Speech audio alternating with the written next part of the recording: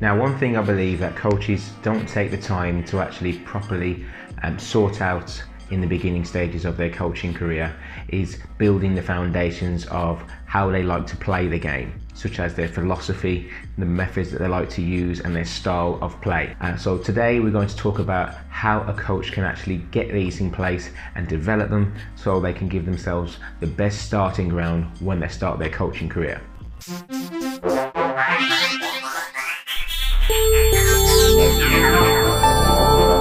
Hello, my name is Curtis Wright-Punger and I am the CEO of Let's Play the Game, and I help grassroots coaches develop skillful players with tactical awareness. Now today I want to talk about how a coach can build their coaching foundations. Now the first thing we need to think about as a football coach who's starting out is about how we like to play the game.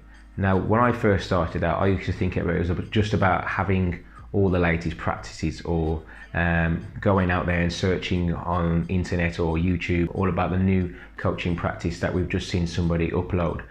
But really it's about you focus on how you would like to play the game, and you getting in your mind, this is how I'd like my team to go out and set up and play this way.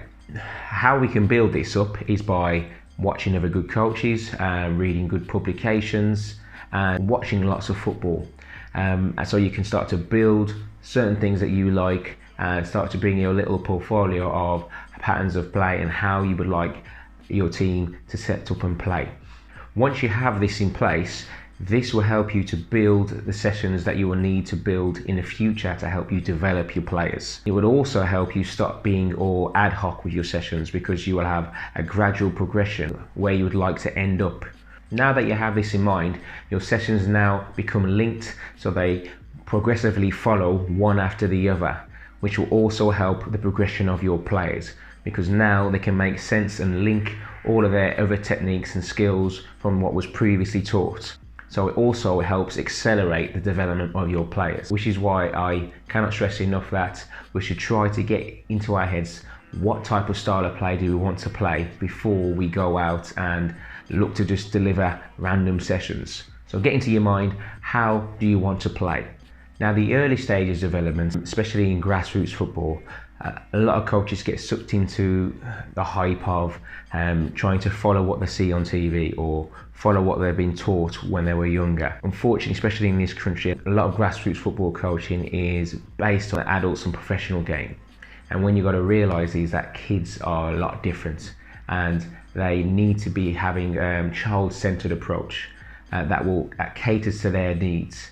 So your coaching sessions should have a focus on the individual first. We want our players to be comfortable and have high levels of skill on the ball as well. When I mean skill, I don't just mean being able to do the next Ronaldo skill or the fancy tricks and stuff like that. When I mean skill, it means being able to look after the ball, being able to play in tight spaces, move the ball from left to right, things like that. So being able to do those things to a high level. So lots of concentration of ball work, working in tight spaces, which I've already mentioned. Can they screen, shield, scanning, checking their shoulder, all these aspects that are individual skills, but will allow them to also conjoin and play with other teammates when they actually get onto the field.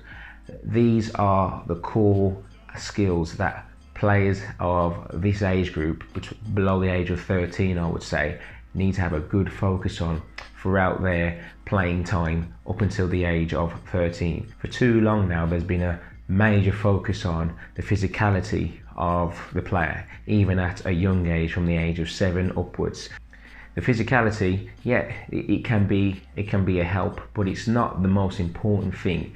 As you'll find, when the kid gets older, they'll start to level out and become on a similar playing field to everybody else anyway, and then it'll all become about their ability and their decision making on the ball.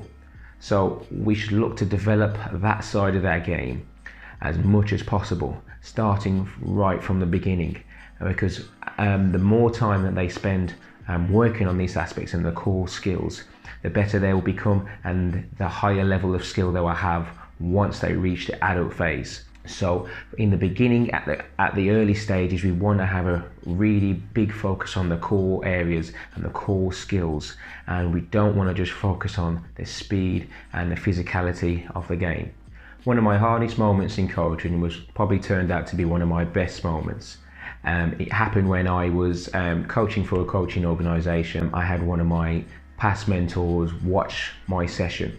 Now, this session wasn't the greatest one that I've ever done, and he let me know about it.